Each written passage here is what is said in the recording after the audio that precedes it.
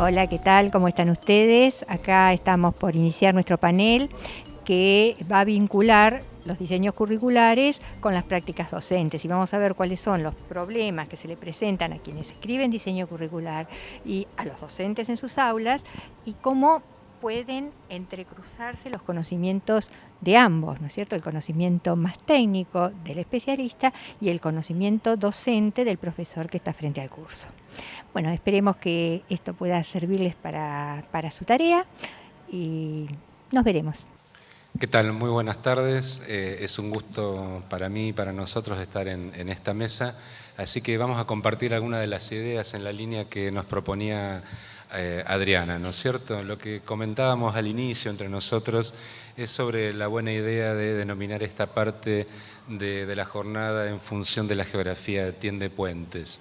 Es decir, porque verdaderamente la idea de tender puentes para nosotros puede ser una metáfora espacial, una metáfora geográfica que podemos poner en uso. Es decir, la idea nuestra es la de partir, ¿no es cierto?, desde un territorio conocido, quizá en el que estamos, hacia un territorio menos conocido, es decir, en términos de interrogantes, en términos de incertidumbres guiadas, como muchas veces algunos pedagogos refieren cuando se está frente a la enseñanza.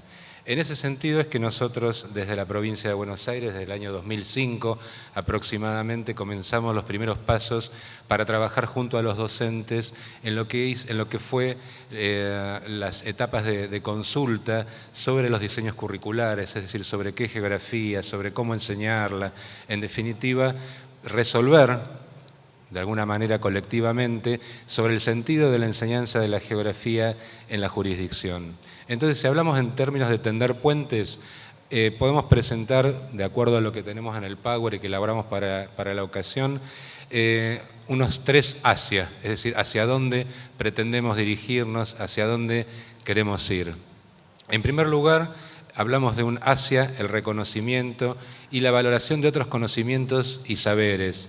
Esto quiere decir fundamentalmente de una geografía abierta a los conocimientos de otras disciplinas, a los saberes de otras disciplinas, para pensarlos en la clave nuestra, para pensarlos en términos de qué manera nos enriquece para pensar el espacio. Otro hacia es hacia la incorporación de nuevos temas, de nuevos problemas, nuevos actores y sujetos, procesos sociales y territoriales. Y un tercer hacia que es de alguna manera estructural dentro de lo que es el sentido de la enseñanza que se propone en el diseño, que tiene que ver con el dirigirse hacia el reconocimiento y la valoración de las diferencias socioculturales y la reflexión sobre las desigualdades y las asimetrías sociales y territoriales. Creímos desde en su momento que el mejor modo de denominar la perspectiva a la cual ascribíamos dentro de la geografía de la provincia de Buenos Aires es denominarla la geografía social. Es decir, la propuesta es pensar una geografía social en clave escolar para la toma de las decisiones curriculares en la provincia de Buenos Aires. De este modo, la adopción de la geografía social como configuradora de la experiencia del estudiante en el aula de geografía.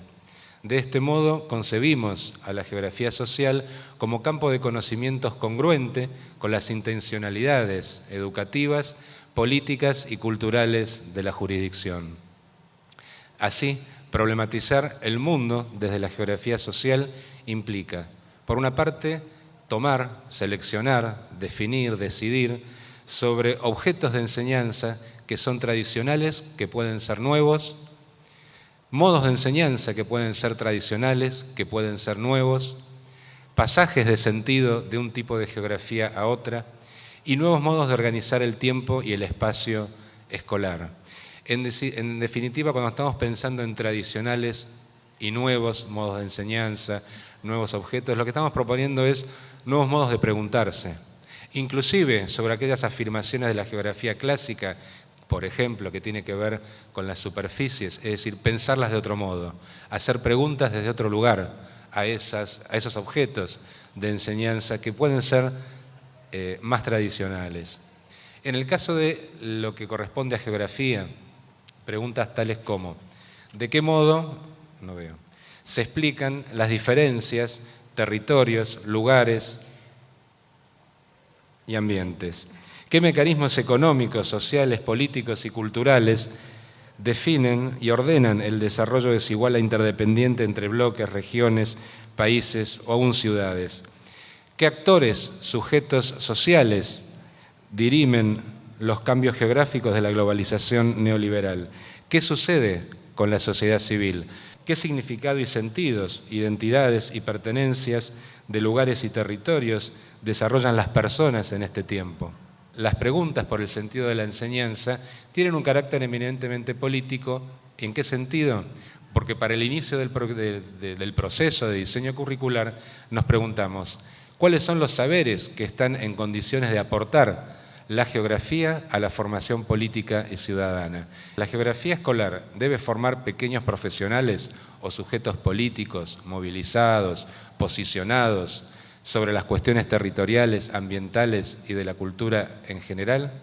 ¿Qué problemáticas y qué sujetos sociales estamos dispuestos a incorporar, a reconocer, valorar en las dinámicas y en los procesos sociales que vamos a enseñar?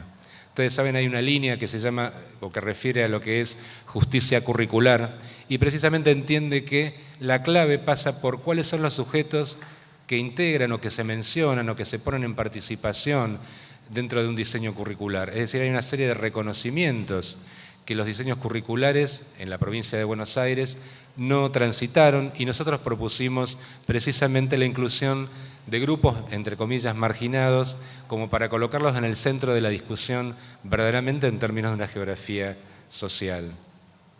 Entonces, la última pregunta.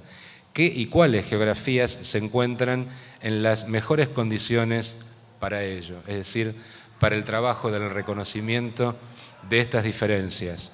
A partir de ahí es que comenzamos a definir una serie de ejes, que son ejes problemáticos, sobre cuáles serían todos los contenidos o cuáles serían los mayores ejes que incluirían todos los conocimientos que deberían transitar, conocer, apropiarse los estudiantes en la escuela secundaria.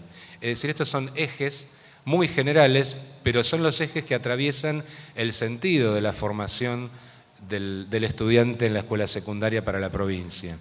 Entonces, rápidamente, los diseños curriculares definen en torno a problemáticas urbanas y rurales desde la perspectiva del derecho a la ciudad, los debates en torno a lo que es la agroindustria para hacer referencia a las transformaciones en el campo, las discusiones en torno a la soberanía alimentaria, los fenómenos de neoruralidades. Otro de los ejes refiere a las problemáticas económicas y políticas desde los efectos territoriales de la globalización neoliberal. Otro de los ejes, problemáticas culturales en torno al sentido del espacio para diferentes sujetos sociales, hacemos referencias a las identidades, las pertenencias territoriales. Otro de los ejes, las problemáticas ambientales, desde la discusión sobre lo público en torno a los bienes comunes de la tierra, es decir, la discusión que proponemos desde allí es examinar en las aulas, debatir en las aulas de quiénes son los recursos, de quién deben ser los recursos, discutir sobre posiciones estatistas, si se quiere, posiciones comunitaristas o, en el otro extremo, posiciones de privatización sobre los recursos. En definitiva, es un debate que está muy fuertemente instalado no solo en la escuela, sino en los medios, y creemos que los estudiantes están en condiciones de participar de ese tipo de discusiones.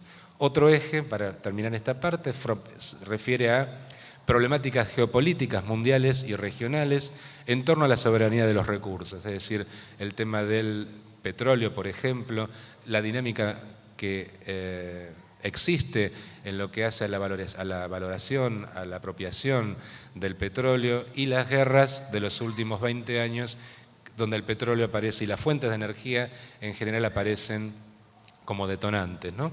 Esto, en definitiva, ¿qué propone? Un temario nuevo y a la vez la necesidad de acompañar este temario con nuevos modos de enseñar, o por lo menos poner en juego y poner en retroalimentación nuevas modalidades de enseñanza. Entonces, entre el segundo y el quinto año, desde la provincia hemos propuesto estrategias de enseñanza que están principalmente ligadas a exposiciones dialogadas por parte de los profesores, estudios de caso y proyectos de aula, definición y tratamiento de problemas, es decir, trabajar a través de proyectos de problemas en el aula.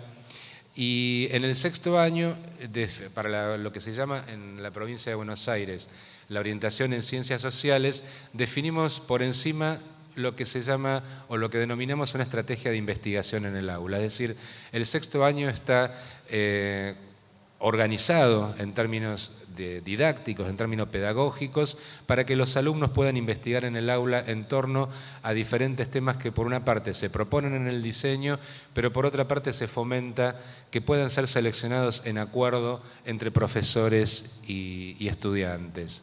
Para nosotros, entonces, un diseño curricular es una herramienta para la planificación educativa que se pregunta por el qué y que propone, además de preguntarse, por el qué, por el cómo, por el para qué se espera que se enseñe geografía en el aula. También se sostiene la enseñanza de la geografía como una política pública, es decir, pensar en términos de política pública la enseñanza de la geografía implica que el Estado debe hacerse cargo de lo que hace a la elaboración de los diseños curriculares con las características de consulta y trabajo conjunto con los profesores. Y cuando se dice hacerse cargo quiere decir que debe impulsar una serie de acciones y debe al final del recorrido evaluar esas acciones que implementó para ver sus resultados y además tiene que hacerse cargo en términos de la formación docente continua. Es decir, el Estado debe acompañar estos procesos de cambio curricular para que verdaderamente logren impacto. Y finalmente, entonces, como decía, es una obligación y compromiso del Estado y un derecho del docente a solicitar políticas de formación continua y transformaciones en la formación inicial. Así que bueno, por ahora esto es todo lo que tenía para contarles. Es un largo proceso el que hemos emprendido en la provincia de Buenos Aires. Es un proceso que nunca termina de una vez y para siempre. Y bueno, muchas gracias por la atención.